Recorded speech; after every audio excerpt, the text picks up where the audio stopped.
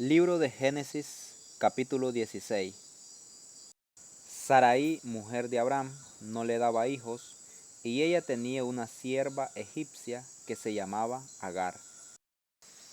Dijo entonces Sarai a Abraham: ya ves que Jehová me ha hecho estéril, te ruego pues que te llegues a mi sierva, quizá tendré hijos de ella. Y atendió Abraham al ruego de Sarai.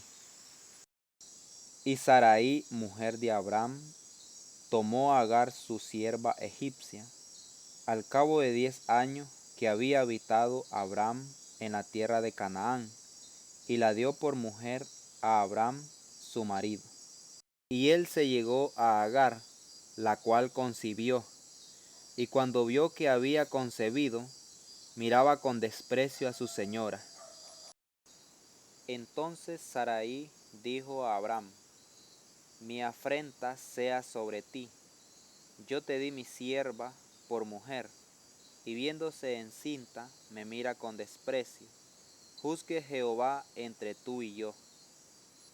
Y respondió Abraham a Sarai: he aquí tu sierva está en tu mano, haz con ella lo que bien te parezca. Y como Sarai la afligía, ella huyó de su presencia.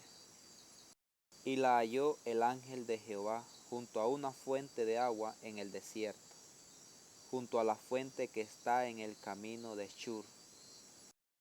Y le dijo: Agar, sierva de Sarai, ¿de dónde vienes tú y a dónde vas? Y ella respondió: huyo de delante de Sarai, mi señora.